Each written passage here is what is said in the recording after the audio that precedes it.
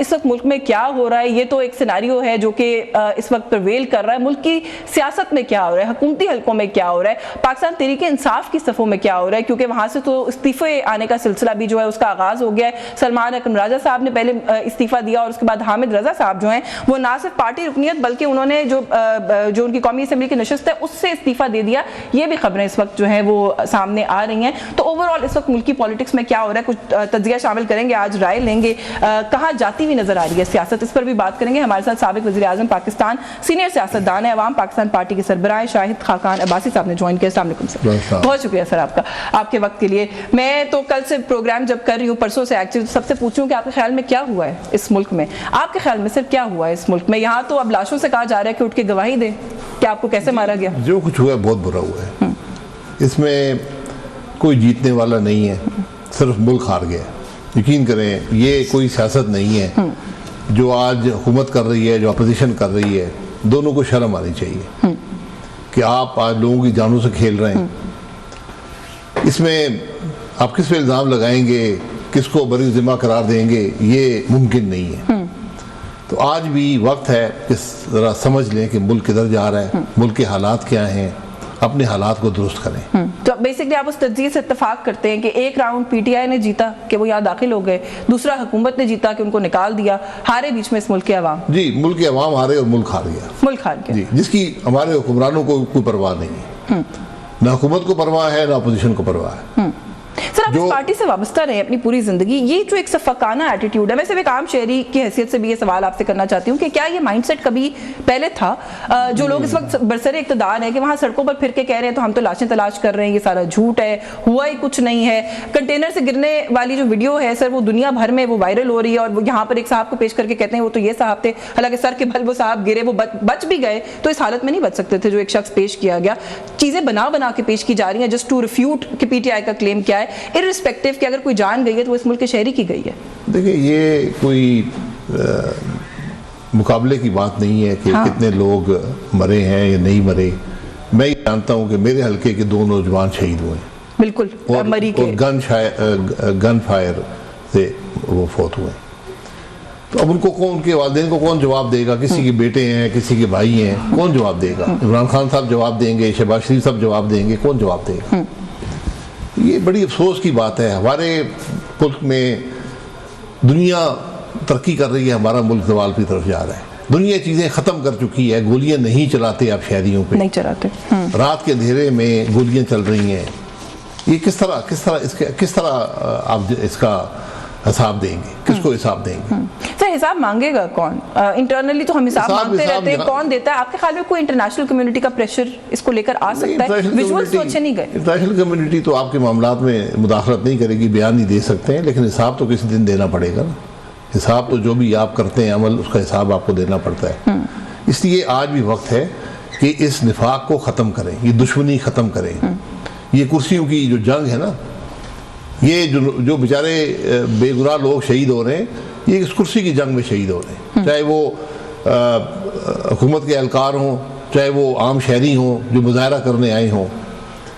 अजीब हमारे मुल्क के हालात हैं और किसी को परवाह नहीं है। आज हुक्मरान अपनी कुर्सी बचाने में है, अपोजिशन जो है वो उस कुर्सी को लेने के चक्कर में है। तो किस तरह मुल्क आगे चलेगा? मुल्क की किसी को परवाह नहीं है। अभी तक मुल्क की किसी ने बात नहीं की।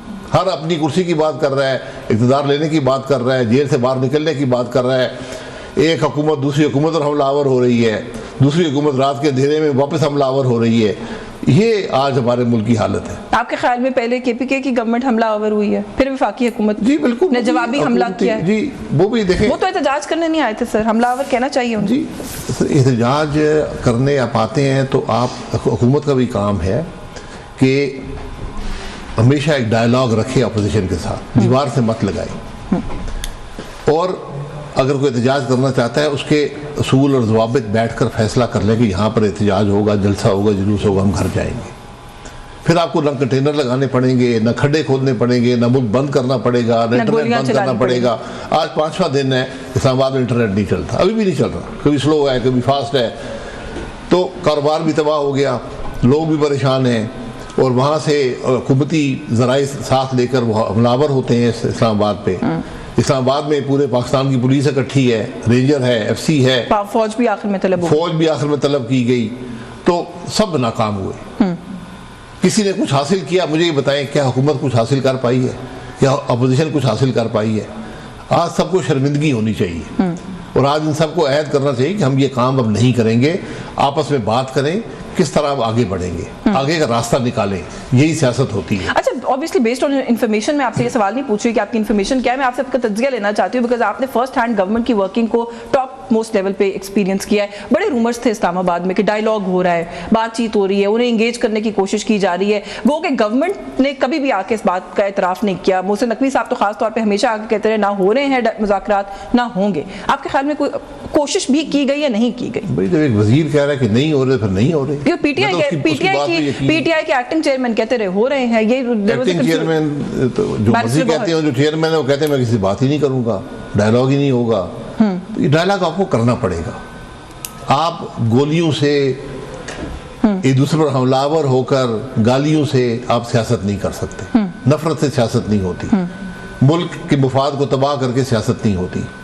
आज अपनी कुर्सियों को अलहदा करें, अपनी सोच को अलहदा करें, मुल्क की बात करें, फिर बात आगे चलेगी। आप कह रहे हैं कि इमरान खान भी अपनी सियासत के लिए अब जो है वो उस तरफ चल पड़े हैं? देखिए, उनकी जमात का एक नुकाती एजेंडा है जिसकी बुनियाद पर वो यहाँ पर आते हैं कि इमरान खान को जेल से निकालो। तो जेल में सारे सियासतदान गए हैं, किसी ने कभी हमला नहीं किया, आकर ये मुतालबा नहीं किया कि मैं जी हमलावर हो जाऊंगा, मेरे पास हुकूमत है, वरना अगर मुझे रिहा ना किया गया। तो ये सारी सोच ही गलत है, हुकूमत की सोच भी गलत है, अपोजिशन की सोच भी गलत है। आज चाहिए ये है कि इस निफाक को, इस खलीज को ख़त्म करें, पार्लियामान के अंदर अपोजिशन हो, हुकूमत हो, स्पेस दें, एक दूसरे को जगह दें। हुकूमत अपोजिशन के बगैर नहीं चल सकती, मुल्क नहीं चल सकता अपोजिशन के बगैर भी, ये बात समझने की हुकूमत को। ये हुकूमत भी 2 साल पहले अपोजिशन में थी और 4 साल अपोजिशन में रही है, दोबारा भी मुश्किल अपोजिशन दोबारा भी कल भी जाएगी। अगर ये जमहूरियत में आपको तैयार होना चाहिए, अपोजिशन हुकूमत बनाने के लिए और हुकूमत अपोजिशन में जाने के लिए। लेकिन जिस किस्म की सियासत अब हो गई है, कल गोलियों पे आप गोलियों से सियासत करेंगे। हाँ, इक़्तिदार के लिए सियासत करनी है, इसको तर्क करके मुल्क के मफाद का सोचना पड़ेगा। क्या कॉन्फिडेंस बिल्डिंग मेजर्स आप समझते हैं इस वक्त हो सकते हैं और उसके लिए पहला कदम किसको लेना चाहिए या पड़ेगा? देखिए, कॉन्फिडेंस बिल्डिंग यहाँ दुश्मनी तो नहीं है, कॉन्फिडेंस बिल्डिंग कर लग तो रही है जी। तो आपके पास रास्ता आइन है, मुल्क के निज़ाम को आइन पे वापस लेकर आए, इसके अलावा कोई कॉन्फिडेंस बिल्डिंग नहीं है। ये फैसला कर लें कि हमारे मुल्क में इलेक्शन चोरी नहीं होंगे, ये फैसला कर लें। तो ये तो फिर प्रिंसिपल इमरान खान का भी तो मुतालबा है ना, वो यही तो कह रहे हैं कि मैंडेट चोरी शुदा वापस करें। जी बिल्कुल, मैंडेट 18 में भी चोरी हुआ, 2024 में भी चोरी हो गया। अवाम का क्या कसूर है? ये जब तक आप ये काम नहीं छोड़ेंगे, आपका मुल्क आगे नहीं चलेगा। ये बात किसी को समझ नहीं आती, मैं हकीकत से आपको कहता हूँ। अगर हम ये बुनियादी बात नहीं समझ सकते, फिर मुझे ये फैसला किसने करना है? ये फैसला सबने करना है और ये अंडरस्टैंड भी किसने करना है कि 2018 में भी हुआ, वही 2000 उससे पहले भी होता रहा, 2024 में भी हुआ। ये समझने की जरूरत किसको है और आगे नहीं करना, ये फैसला सबको समझने की जरूरत है। जब इलेक्शन चोरी होता है, एक बेनिफिशियरी होता है जिसको फायदा मिलता है, एक को नुकसान होता है, लेकिन आखिर में नुकसान अवाम का और मुल्क का होता है। वो तो वक्ती तौर पे कल के जो इलेक्शन के चोरी के बेनिफिशियरी होते हैं, जिनको फायदा मिला होता है, वो आज नुकसान में जाते हैं। जो कल नुकसान में थे वो आज फायदे में चले जाते हैं। लेकिन मुल्क हमेशा नुकसान में जाता है, इसकी मुल्क के अवाम हमेशा नुकसान में जाते हैं। इसकी किसी को परवाह नहीं है, किसी को फिक्र नहीं है सर। लेकिन ये जो आप बात कर रहे हैं, ये तो टॉकिंग पॉइंट है, ये टेबल पे बैठेंगे तो बात होगी ना कि इलेक्शन चोरी करना है नहीं करना, बैठेंगे कैसे? सवाल तो ये है। ये कोई बात है करने की इलेक्शन चोरी हम करेंगे? ये हमारे मुल्क में ये बात होनी है तो होनी है। फरीक बैठेंगे, इलेक्शन चोरी नहीं होगी, फैसला कर लेना, सियासतदान फैसला कर ले कि हम नहीं चोरी शुदा इलेक्शन कैसा बनेंगे। अभी जो डेडलॉक है उससे कैसे बाहर निकलेंगे? अभी जो डेडलॉक है जी, आपको टेबल पे बैठना पड़ेगा और कोई रास्ता नहीं है। ये अपनी कुर्सियां भी सबको एक जगह छोड़कर आनी पड़ेंगी और सिर्फ सियासतदान नहीं है। आज मुल्क के मामलात पे इस्टेब्लिशमेंट असरअंदाज है, जुडिशरी असरअंदाज है।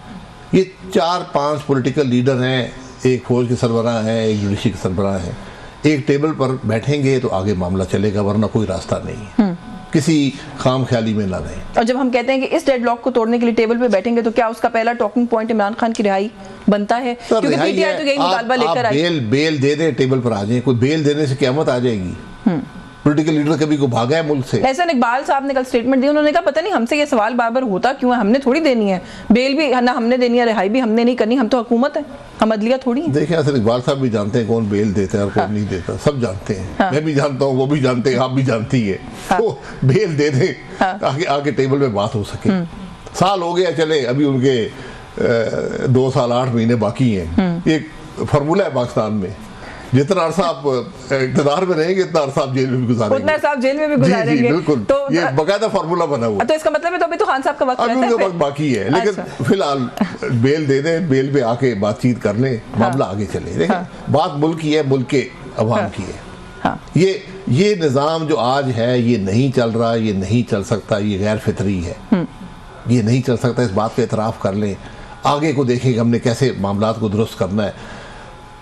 इन कुर्सियों ने कभी किसी को कुछ नहीं दिया, बहुत से लोग आए इन कुर्सियों पर बैठे हैं, चले गए। तारीख ऐसा है, आज उनको लोग अच्छी सोच से याद नहीं करते, अच्छी यादें नहीं है उनकी। लेकिन अभी तक खबरें सर तो ये हैं कि ऑपरेशन या क्रैकडाउन, जिसको आजकल एक नया लफ्ज आ गया हमारी उसके अंदर डिक्शन के अंदर, के क्रैकडाउन होता है जी, क्रैकडाउन भी सख्त होगा, मजीद पकड़ दकड़ होगी। केपीके गवर्नमेंट के बारे में तो वो कह रहे हैं जी कि उन्होंने सारे वो लवाजमात पूरे कर दिए हैं जो कि गवर्नर राज लगाने के लिए होने चाहिए, वो विफाक पर हमलावर हुए हैं। तो गवर्नर राज भी लग सकता है, आज काबीना में डिस्कस हुआ। लगा दें तो उससे मजीद टेंशन बढ़ेगी और क्या होगा? मजीद होगी। ये सोचे ना कैसे हम यहाँ पर पहुंचे हैं, कि कल यहाँ पर जो लोग आए हैं वो क्यों आए हैं? वो कोई किसी की दुश्मनी में आए हैं? वो अपना हक मांगने आए हैं। वो लोग कह रहे हैं कि हमारा मैंडेट चोरी हुआ है, हमारा हक हमें दें।